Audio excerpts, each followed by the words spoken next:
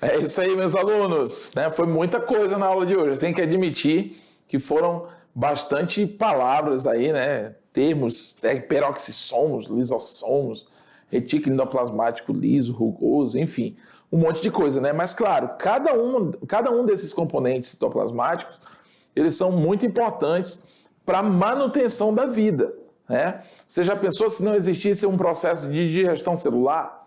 Né? O que seria aí das substâncias tóxicas que entram no nosso organismo se elas não conseguissem ser destruídas por substâncias especializadas? Por exemplo, né? Isso é só os peroxissomos também, que funcionam aí como uma espécie de desintoxicadores aí do nosso organismo, né? Então tudo seria mais difícil, ou quem sabe até não seria capaz de existir a vida se não fossem essas funções de cada um desses componentes, né? Mas vamos lá. Joga na tela, vamos para a nossa revisão. Falamos primeiramente sobre citoplasma, né? Que você também vai encontrar aí como citossol ou hialoplasma. Você vai encontrar ele com esses nomes. Ele é formado aí por Ele é formado por um fluido homogêneo, né? E viscoso, é gelatinoso, né? E ele vai ser formado basicamente por água, proteína, sais minerais e açúcares. É nele que vai ficar o quê? Onde vão estar submersos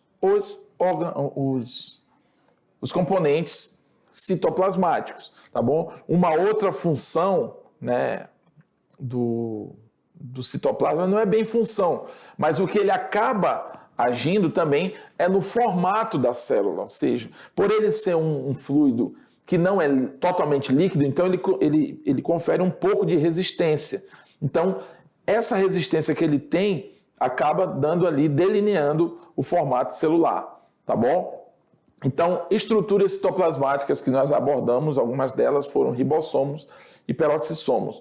Os ribossomos estão muito ligados aí à produção de proteína, tá? Proteína, tá? E os peroxissomos de desintoxicação, né?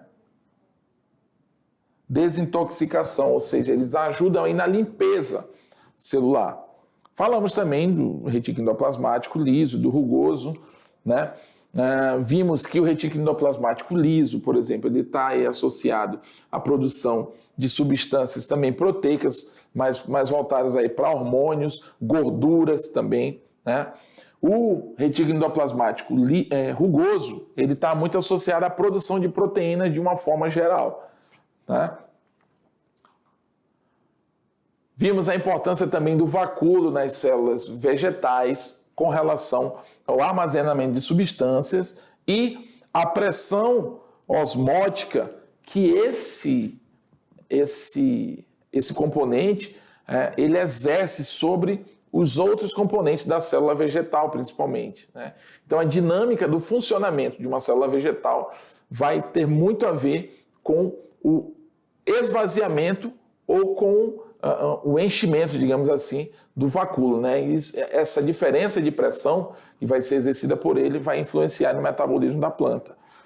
E vimos também sobre os lisossomos no processo de digestão celular. A gente viu que lá no retículo endoplasmático liso, né, vão ser produzidas substâncias como algumas enzimas, que são tipos de proteína, e essas enzimas vão ser empacotadas pelo aparelho de Golgi, né, que vai ser uma espécie de distribuidor de substâncias aí para a célula. Então, esse processo promovido pelo lisossomo é um processo que a gente chama de digestão celular. Né? É ele que procura triturar aquilo que a célula fagocitou ou de alguma forma entrou na célula, né? Ele vai atuar como um triturador disso, ele vai digerir e depois jogar fora, vai excretar essa substância digerida. Tá bom, pessoal? Então esses foram alguns pontos, os principais pontos aí da nossa aula que foram abordados hoje. Olha aqui para mim. Espero que você tenha conseguido Isso aí, beleza. Espero que você tenha conseguido. Você já deu um bug aqui, pessoal. Tá bom? Tá, agora vamos para a nossa atividade, tá ok? Espero que vocês consigam reproduzir na atividade o conhecimento que vocês tiveram aqui. Tá? Foi um assunto um pouco extenso, portanto a atividade também vai ser um pouquinho mais extensa. Vamos lá.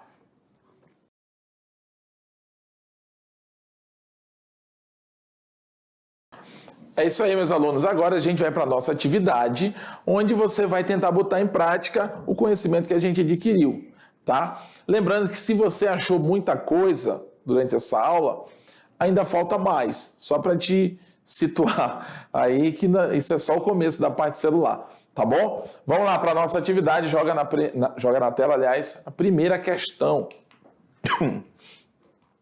Tirando dúvidas, resolução das atividades. Bom, nas células, questão 1, nas células eucarióticas, o citoplasma presente ou representa a região localizada entre a membrana plasmática e o envoltório nuclear. O material que forma essa região é viscoso, rico em água e íons e recebe o nome de quê? Suco celular, cisterna, organela celular, citossol ou líquido intracelular. Lá no início dos slides que a gente viu hoje, a gente abordou essa nomenclatura, né? Eu até falei, você pode encontrar o citoplasma com esses nomes, né? Que é justamente por como ele é formado. Ele é por hialoplasma e tinha um outro nomezinho também. Esse nome é a letra D, de citossol, né? Ele é o quê? O material que forma a região entre a membrana e o núcleo, que forma de fato o citoplasma aí, é o citossol. Beleza? Então, questão número 1, letra D de dado. 2. No citoplasma das células encontram-se diversas organelas, desempenhando funções diversas. Em relação à função desempenhada pelos ribossomos, podemos afirmar que A. É responsável pela produção de energia a partir do gás carbônico e da glicose. Ixi, Maria. B. Não participa das atividades metabólicas celulares. C. É a estrutura que participa da síntese de lipídios. D. É responsável pela respiração celular. E E. É a organela envolvida na síntese de proteínas. Olha, a única característica que tem aqui, que é típica do ribossomo, é a letra E, tá bom? É a organela envolvida diretamente aonde? Na síntese de proteínas, tá bom? Não participa da síntese de lipídios, não é uma característica dos ribossomos. Esse é o retículo endoplasmático liso, que está mais ligado à síntese de lipídios, tá bom? Não participa das atividades metabólicas celulares? Sim, participa, tá? Mas isso aqui não é a resposta para a questão. E na A diz assim, que ele é responsável pela produção de energia a partir do gás carbônico, tá? Enfim, isso aqui é tudo nada a ver, tá bom? Então, letra E de escola.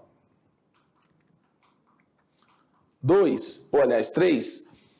Quais das estruturas apresentadas abaixo são comuns no citoplasma de células procariontes e eucariontes? Ou seja, existe aqui uma lista de componentes citoplasmáticos e tem um que ele é tanto comum, né? Tanto nos eucariontes quanto nos procariontes. É comum aparecer ele. Eu falei isso durante a aula. A. Mitocôndria e ribossomos. Núcleo e lisossomos. Cloroplastos e complexo de Golgi. D. Somente ribossomos. E E. Plasmídio e ribossomos. Bom, pessoal, dessas estruturas, aqui aparece tanto em um quanto o outro, é os ribossomos. Lembra que eu falei que todo ser vivo ele vai precisar de proteína, e a proteína é feita pelo ribossomo. Logo, então, o ribossomo vai estar presente em todos. 4. Quando observamos o citoplasma de uma célula, percebemos que sua porção mais periférica é mais gelatinosa do que aquela mais interna. Essa região menos fluida é denominada de ectoplasma, plasmalema, protoplasma, mieloplasma, endoplasma. Lembra que nós falamos que tem uma região mais perto ali da membrana, que ela tem uma característica mais gelatinosa. E lá, perto do núcleo, já é o contrário. Tá? Perto do núcleo, eu vou te dizer, é o endoplasma. É mais dentro da célula, mas ela não quer saber isso. A questão quer saber o que está mais fora, o que está mais perto do ambiente externo. Né?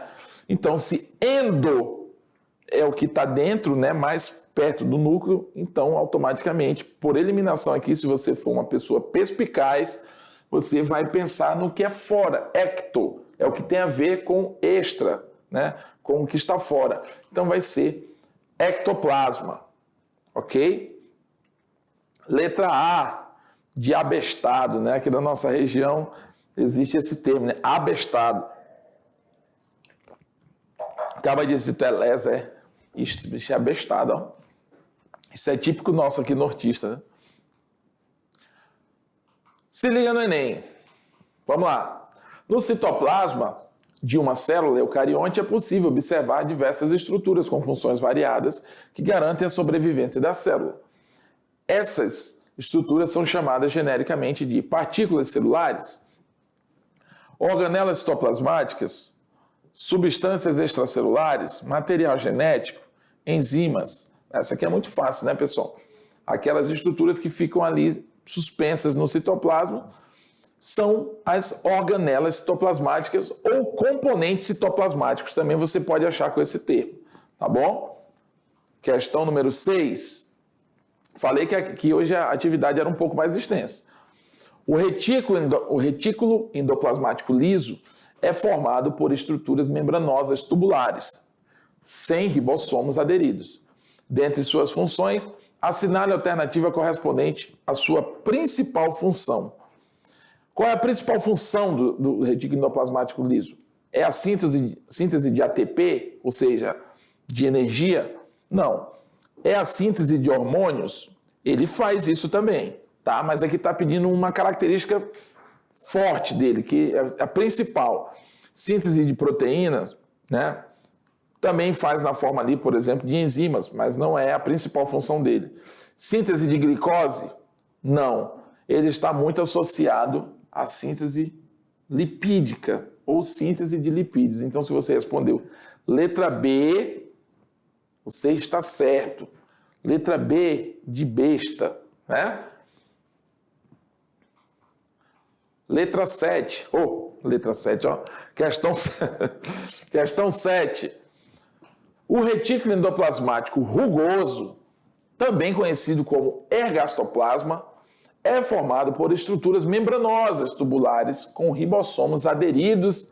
Assinale a alternativa correspondente à principal função do ribossômico, né, do retículo endoplasmático ribossômico ou rugoso. Bom, se o liso está ligado à questão dos lipídios, então essa aqui não vai ser para o rugoso. Síntese de ATP também não é função do retículo endoplasmático de uma forma geral. Síntese de glicose também não. Síntese de hormônios, né? O hormônio é uma proteína? É, mas não é. O retículo endoplasmático rugoso não é a principal função dele sintetizar hormônios. É proteína de uma forma geral.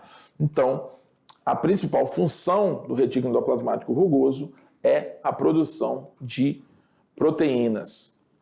Opa, deixa eu ver aqui qual foi a letra. Letra C, de cuidado. 8. Os vacúolos são estruturas saculiformes encontradas em vários tipos de célula e que apresentam diferentes funções. Em uma célula vegetal, por exemplo, encontramos o vacúolo do suco celular, que apresenta como uma de suas funções regular a fotossíntese, promover a síntese de proteína. Regular a fotossíntese, isso aqui não tem nada a ver com vacúolo. Promover a síntese de proteínas, não, isso aqui tem mais a ver com a questão mitocondrial, né? com a questão de síntese proteica, lá com os RNA, enfim. O mitocondrial tem a ver com a produção de energia, né? Eu estava confundindo ali. C. Regula o processo de divisão celular, ou seja, mitose, né? Meiose? Não. Controla o metabolismo celular? Ele não controla. Ele influencia, mas ele não é um controlador, tá bom? Então, a principal função ligada a ele é armazenamento de substâncias. Então, letra E, de escola. 9. Os macrófagos são células capazes de fagocitar bactérias e outros agentes estranhos que serão digeridos pelas enzimas contidas. Tá? Essas enzimas vão estar contidas aonde? Quando o macrófago, né, que é uma célula do sistema imunológico, ele invagina, né, ele engole uma determinada substância, elas vão ser destruídas em sacos que vão conter algumas enzimas dentro. E vai ser chamado de quê? Essas bolsas enzimáticas de enzimas digestíveis. São os lisossomos? São ribossomos? Centríolos? Mitocôndrias? Cloroplastos? Não. Né? Quem é que está associado à digestão celular? São os lisossomos. Então é nele que os macrófagos vão digerir aquelas partículas que foram fagocitadas, né, por essa célula. É isso aí, pessoal. Finalmente, né, essa aula de hoje chega ao fim com bastante volume de informação, tá bom? Espero que vocês tenham feito aí suas anotações. Isso pode ser muito importante aí para a sua avaliação, tá bom? Mas, se você acha que isso é tudo, não. Isso é só o começo. Vamos para frente que tem mais coisa.